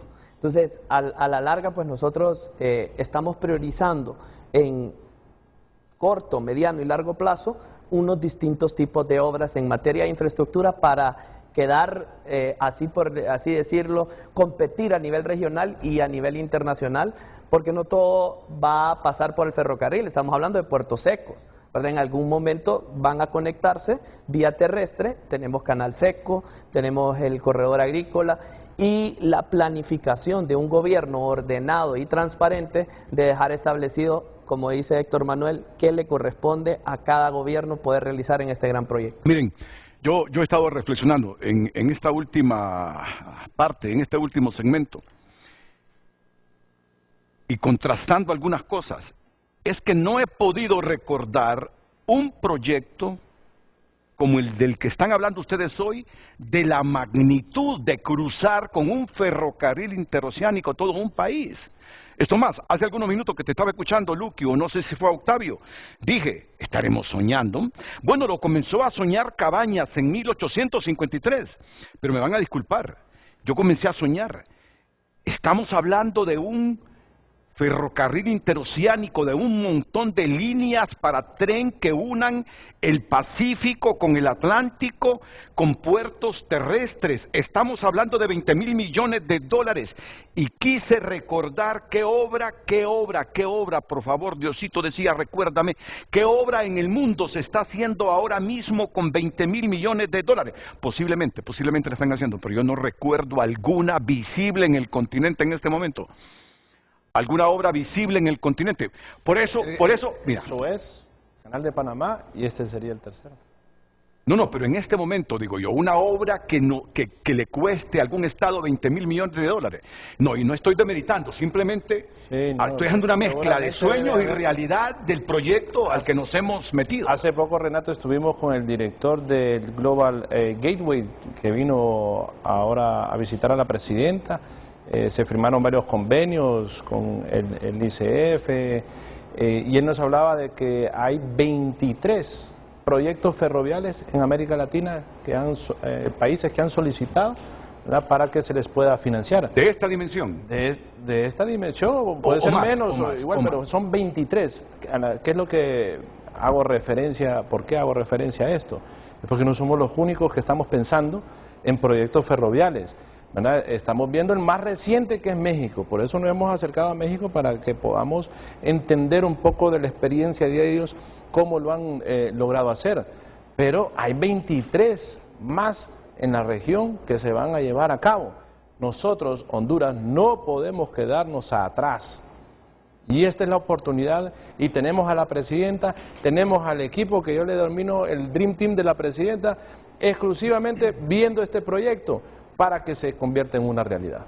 Escucharon a Héctor Manuel, ¿verdad? El Dream Team.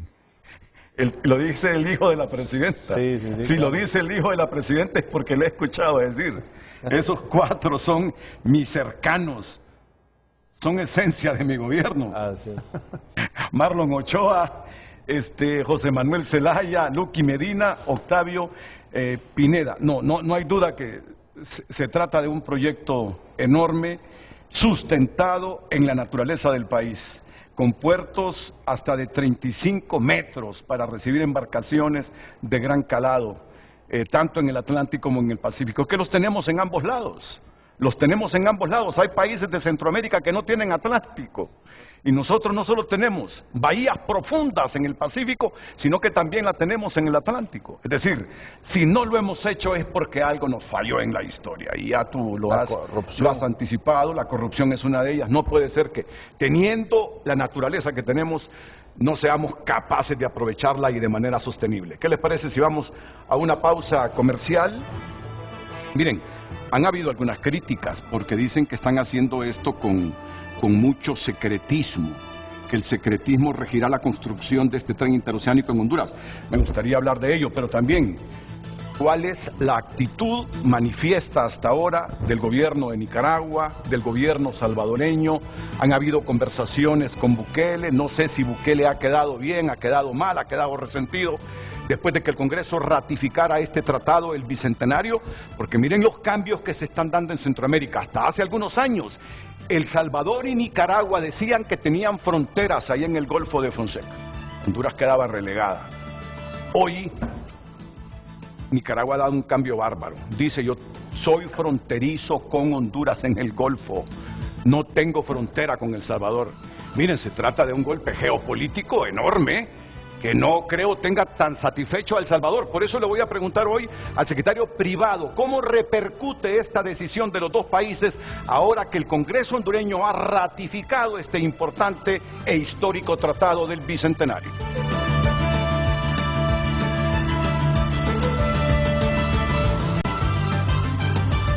Redes Sociales es presentada por Óptica La Curazao. Hot Week, las ofertas están al rojo vivo, hasta un 70% de descuento en aros y lentes. Gracias por continuar compartiendo sus mensajes.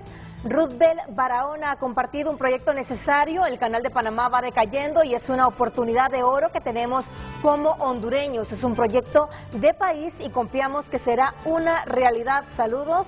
Sofía comparte, aunque el proyecto no se completó según la visión original de Cabañas, sentó las bases para futuros desarrollos en la región. Alondra Hidalgo comparte, mientras todo sea bajo la ley y con las medidas de seguridad, tanto para su uso como para el medio ambiente, el ferrocarril interoceánico podría ser un gran impulso para toda la nación. Y José Martínez comparte, excelente exposición, amplia, clara y contundente. Estamos optimistas, gracias. Héctor Zelaya comparte, el televidente, continúe compartiendo su opinión a través de redes sociales. Redes Sociales fue presentada por Óptica La Curazao. Hot Week, las ofertas están al rojo vivo, hasta un 70% de descuento en aros y lentes.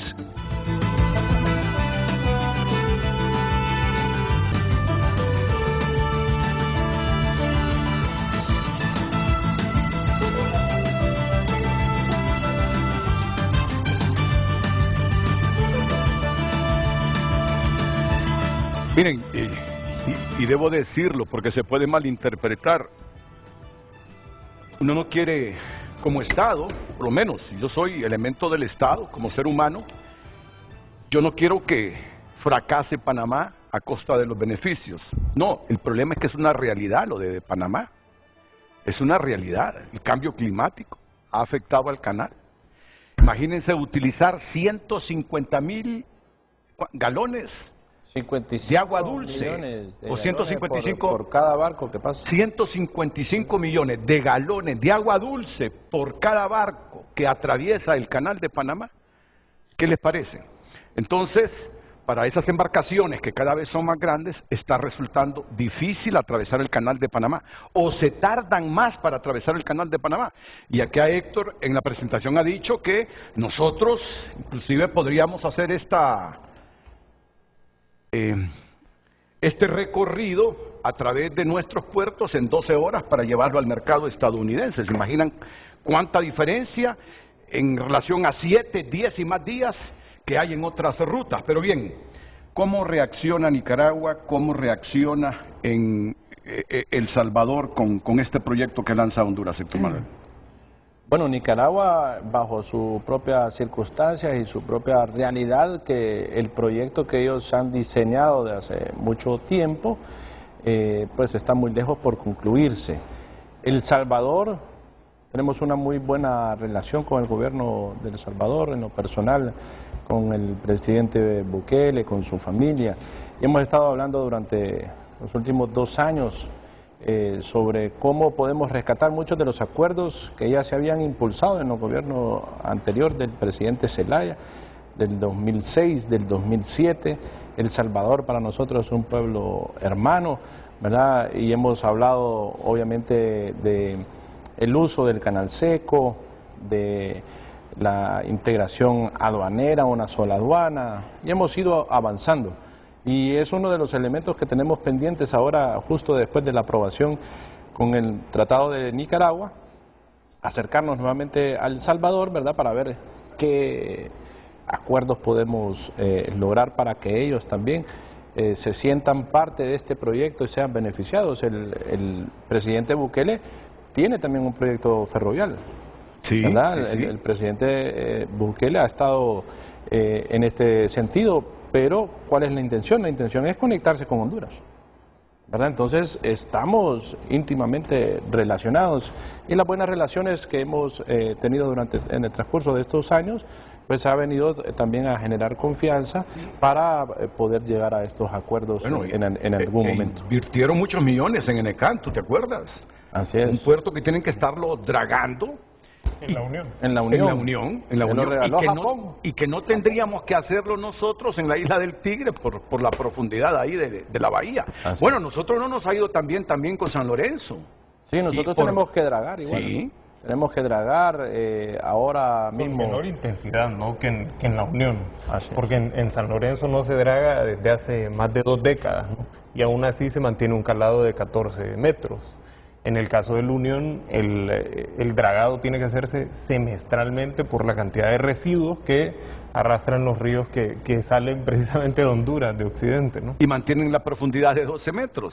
Inclusive San Lorenzo, sin hacerlo a cada rato, mantiene 14 metros. Y El Salvador... 28. San Lorenzo. Sí, Y El Salvador haciéndolo el dragado. Cada 6 meses lo mantienen 12. Imagínate cuánta diferencia. Y un Neopanamax, por ejemplo, que son los que transportan... Panamá hizo nuevas esclusas, ¿verdad?, que tienen un calado más profundo, tienen un calado de 15 metros, ¿verdad? Esos Neopanamax no están pudiendo pasar ahorita por el canal de Panamá y podrían llegar a Amapala, ¿no?, en este caso. Ok, sobre esos cuestionamientos que he leído en torno al secretismo que SPCM tiene en relación a la construcción de este ferrocarril interoceánico, que nos pueden informar. Aquí, por ejemplo, estoy leyendo un medio digital que dice: decisiones que van desde crear una asociación público-privada, decretos de emergencia para compras directas y declarar reservada toda la información relacionada a organizaciones internacionales y acuerdos de todo tipo con otros países, hasta el nepotismo, dice. ¿De quién es esta nota? Es de Expediente Público. Giran en torno a la construcción del ferrocarril interoceánico de Honduras. Sector Manuel. Sí, bueno, al final pues yo vi la discusión que se armó en base a declarar secretividad las acciones de la comisión. No hay ningún tipo de intención de eso. Obviamente la ley lo estipula y la presidenta lo que ha dicho es: hay que adherirse y conformar en la comisión en base a la ley. Y la ley habla de eso. No somos nosotros, sino que es la misma ley de contratación del Estado. Entonces, si hay un problema, diría yo, con la ley de contratación del Estado, habría que hablarle a la gente que hizo la ley de contratación del Estado, ¿verdad? Y hacerles un reclamo. Pero creo que nosotros estamos en la oportunidad. Ahora mismo hicimos el lanzamiento hace como un mes de una reforma a la ley de contratación del Estado, porque creemos que el Estado debe tener la agilidad y la transparencia, y son 2 temas bastante controversiales, porque por ser transparente, entonces le ponen un montón de procesos que no lo convierte en ágil, y se pierde la acción en la burocracia. Entonces, ¿cómo poder ser ágil? ¿Cómo puede ser transparente? ¿Verdad? Bueno, uno, apelar a la integridad y la honestidad de los equipos. Usted puede contratar a una persona como cajero en un banco y no va a estar pensando que es corrupto y que se va a robar el dinero, ¿verdad? Porque usted lo contrata, obviamente, con la integridad y la honestidad de la persona y puede manejar 100 millones de lempiras y si es honesto, no se va a robar absolutamente nada. Entonces, aquí lo que nosotros hacemos énfasis es, primero, que no estamos pensando en hacer negocios. Estamos pensando en construir y que se convierta en una realidad el tren y dejar a Honduras con un tren interoceánico. No estamos pensando en negocios, no estamos pensando en ser corruptos, estamos pensando en pasar a la historia, ¿verdad? Estamos pensando en ser ejemplo. Somos una nueva generación y esta nueva generación tiene la capacidad y tiene la responsabilidad de dar el ejemplo para nuevas generaciones que vienen, de políticos, de funcionarios públicos. Entonces, obviamente tenemos el entendimiento y comprendemos de dónde surge la duda.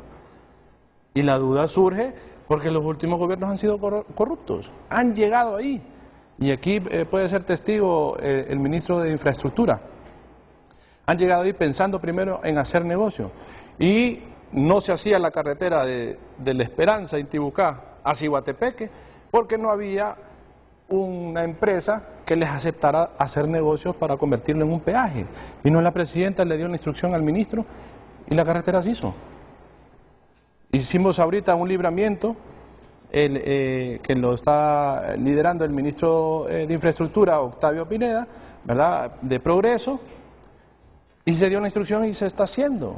Y nosotros decimos, bueno, ¿y por qué el otro gobierno durante 12 años no hizo absolutamente nada de eso tan fácil y tan sencillo como dar una instrucción, agarrar los fondos y hacer la transferencia? Es porque primero pensaban en cómo iban a hacer el negocio, y como no hacían el negocio, entonces no hacían la obra. Nosotros no estamos en esa disposición. Y apelamos obviamente al hecho de la buena voluntad que tiene la presidenta de hacer la ejecución de este proyecto y que nosotros no estamos pensando en hacer negocio y no lo estamos diciendo nada más como una palabra, es un hecho de vida, Renato, ¿verdad? El golpe de Estado se dio en el 2009, ¿verdad?, precisamente porque el presidente Zelaya puso el interés público primero, ¿verdad? Y ahorita lo estamos haciendo igual cuando se promociona la ley de justicia tributaria, cuando todas las acciones del gobierno están orientadas a poner el interés público primero, es porque no se está pensando en hacer negocios. La ley de contratación del Estado lo da, ¿verdad? Las facultades que nosotros tenemos es nombrar un equipo técnico, dice contratar, conformar equipos de trabajo con especialidades técnicas profesionales específicas, nacionales o internacionales, que se encarguen de apoyar la formulación de este proyecto. Tenemos el mandato del proyecto de ley que crea la empresa Gran Nacional Ferrocarril Interoceánico, ¿verdad?, que se someterá al Consejo de Ministros y posteriormente se enviará al Congreso Nacional. Pasemos a la siguiente. Dice: identificar, solicitar las autorizaciones y permisos necesarios de conformidad con la ley de transparencia, defensa, seguridad, ambientales, locales, tributarios, constructivos, para los gobiernos locales, los cuales deben ser previamente otorgados para la realización del proyecto Gran Nacional del Ferrocarril Interoceánico. Habla de las facultades que tenemos, es buscar el financiamiento, identificarlo, gestionarlo, generar el marco jurídico y de transparencia, siempre apegados a la ley, ¿verdad? Pasemos a la siguiente. Habla de crear los reglamentos, aprobarlos, ¿verdad?, que sean necesarios para la buena marcha y logro de los fines de la Comisión Nacional del Ferrocarril.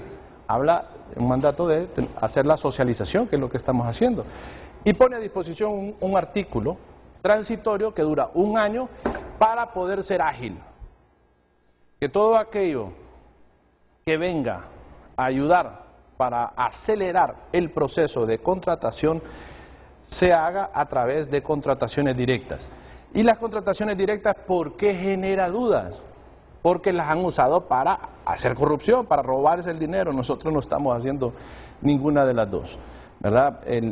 Nosotros estamos haciendo las contrataciones para hacer estudios de factibilidad, ¿verdad? Para hacer análisis, para hacer diseños, no estamos haciendo compras.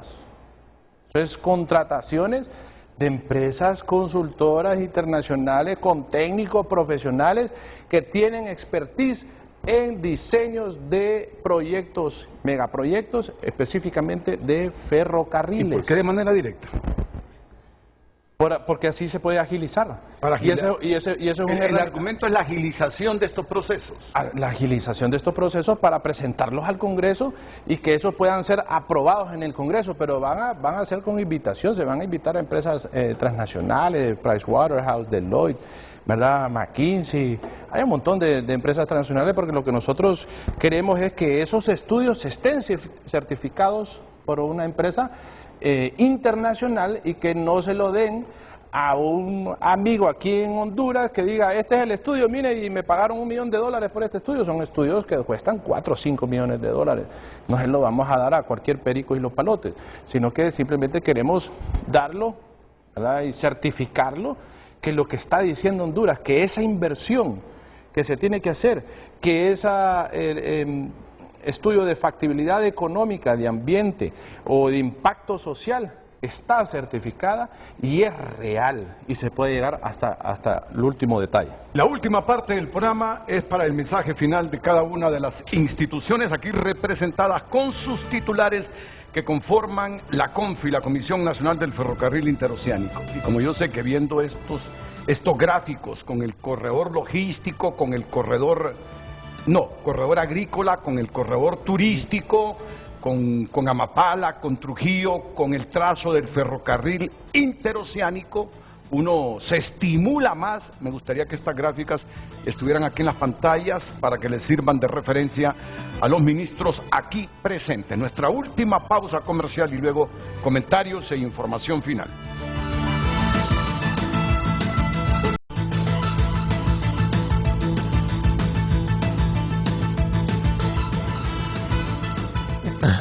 Bueno, estos son los comentarios finales. Tenemos 8 minutos inspirados en esos mapas. Ahí están los proyectos complementarios.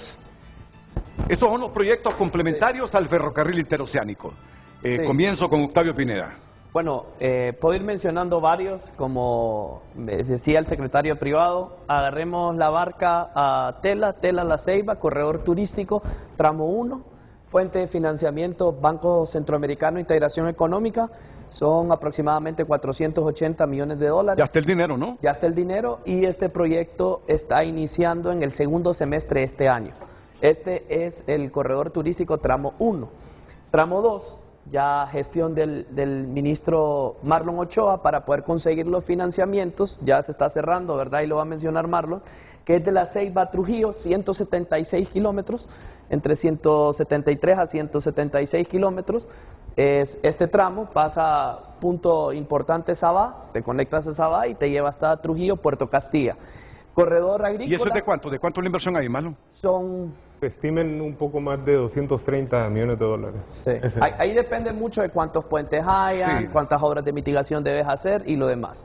Siguiente, que es proyecto, esto estamos hablando de proyectos de la presidenta Xiomara Castro, ¿verdad? Tanto el tramo 1, concluyendo también con el tema del Libramiento del Progreso, 15 kilómetros del nuevo alineamiento de carretera. Corredor agrícola, Terrero Blanco, Las Lomas se llama en Danlí, hasta Terrero Blanco en Olancho. Esto lo que te lleva, ¿verdad? Este es tramo 1 y tramo 2 ya es lo que te conecta de Terrero Blanco hacia Catacamas. Eso nos va a generar, Renato, poder conectar el Valle de Jamastrán con el Valle de Juticalpa, el Valle de Catacamas y el Valle de Laguán.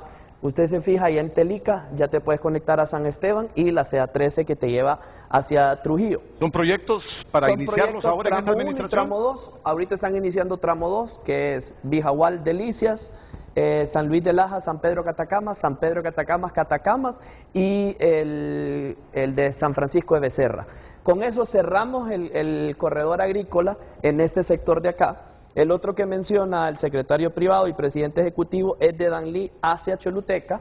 Pues usted se fija, tenés que moverte hasta Tegucigalpa, sí, y después bajar toda la Moramulca. Este ya es un proyecto que lo podemos diseñar, pero ya la ejecución sería del siguiente gobierno. El otro proyecto es el de la carretera, donde termina el canal seco hasta conectarte al puerto de San Lorenzo, 54 kilómetros, y hay plata para 16, 17 kilómetros. Eso es lo que nosotros vamos a iniciar en este periodo. Aparte de eso, pues hay obras de ampliación y modernización en el Puerto Cortés, como la reconstrucción del puente recto y el mejoramiento, sobre todo en la cimentación del puente curvo. La idea más a mediano plazo es hacer un puente en altura para también modernizar y explotar la laguna de Alvarado, ¿verdad? Ya es un proyecto ya a mediano plazo, pero si nosotros no intervenimos los puentes gemelos, se puede generar una catástrofe. Y le puedo ir mencionando otros proyectos como Puerto Seco. Tengo unos 45 segundos, Luqui. El proyecto del ferrocarril interoceánico, con la visión de la presidenta, se desarrollará en absoluta sostenibilidad desde su fase de planificación, diseño, cumpliendo con los estudios de impacto ambiental, con el desarrollo de las consultas a las comunidades locales y con la visión del respeto irrestricto a los recursos naturales, con el liderazgo de la presidenta, del secretario privado y presidente de la comisión, bajo la lógica y la dinámica de que el gobierno es uno solo y vamos empujando en el camino correcto. Igual para el secretario de Defensa, don José Manuel Zelaya. Gracias, Renato. De igual forma, desde la Secretaría de Defensa Nacional, las Fuerzas Armadas se incorporan con toda la logística desplazados a nivel nacional para acuerpar este proyecto. El batallón de ingenieros, con más de 130 oficiales en la rama de ingeniería, van a pasar a poner todos sus conocimientos para acuerpar la edificación, la planificación y la construcción de este tren interoceánico. Así que desde la Secretaría de Defensa Nacional, Fuerzas Armadas de Honduras, con todo el apoyo de logística para brindar también la seguridad y garantizar como un proyecto de seguridad nacional la presencia de la institución permanente como es las Fuerzas Armadas para que este proyecto se lleve a cabo. Gracias, ministro de la Defensa. Para presentar este proyecto al Congreso, ya con todo lo que manda este PCM, ya publicado en la Gaceta, van a requerir que ¿1 año? ¿2 años? Bueno, estamos comenzando la elaboración de la ley y el mandato que nos da el PCM es remitirla a primero Consejo de Ministros y después al Congreso. Esperamos avanzar rápido.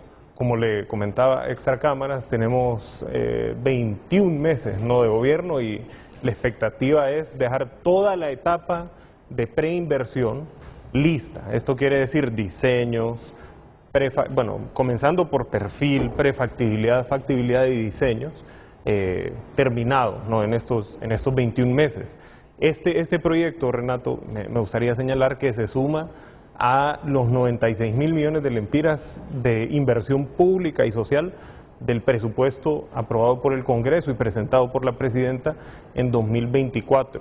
En 2023, de acuerdo con la CEPAL, Honduras fue el país que más creció en materia de gastos de capital. Duplicamos la inversión pública, a lo que se le llama formación bruta de capital fijo, que es inversión en carreteras, en hospitales, en escuelas, en puertos, infraestructura en general. Fuimos el país que más creció, se duplicó la de 2023 en relación con la de 2022. Y esto incluye no solo proyectos que se terminan en 1, 2, 3 años, sino como este, que es un proyecto que va a ser de largo plazo, ¿no? Como usted bien apuntaba, de 3 o 4 gobiernos, para tener ya todo el anillo finalizado. Puerto Castilla, Amapala, Puerto Cortés y Puerto Cortés, Puerto Castilla también. Muchas gracias, ministro de Finanzas. Y los últimos 40 segundos para el secretario privado de la Presidencia de la República, Héctor Manuel Zelaya. Renato, quiero aprovechar para regalarle estos 2 libros. El que no conoce la historia está condenado a repetir sus errores. Este libro de Ingrid Lagos, El ferrocarril interoceánico de Honduras, habla de cómo un polo de desarrollo se desarrolló en el Valle de Sula y hoy hablamos mucho del desarrollo económico que tiene el Valle de Sula y fue a raíz del tren Héctor, interoceánico impulsado. Te digo, si logran impulsar esto, si logran materializar esto, habrán quedado en la historia como el gobierno del parteaguas y que rompió la historia del país, Dios quiera que lo logren. Y quiero regalarle que lo también logremos, mejor dicho. Este libro, El Ferrocarril Nacional y el Muelle y Faro, después de Cortés, ¿verdad? De Puerto Cortés, de 1911, que habla sobre un personaje, Washington Valentine, ¿verdad? Que el diario El Observador, ¿verdad? Hizo varios artículos desenmascarando un osado aventurero inversionista del ferrocarril que vino a estafar a todos los hondureños. Muchas gracias, Héctor Manuel. Terminamos aquí, muchas gracias, les agradezco y ojalá que Dios nos bendiga, porque yo sé que todos creemos en Dios aquí, tenemos fe que el país puede estar dando el paso gigante para convertirse en una nación referente con una democracia desarrollada que nos permita vivir en mejores condiciones a los 9, 10, no sé cuántos seremos para el 2030, 2040, cuando ya esté finalizada esta obra. Todos muchas gracias, buenos días.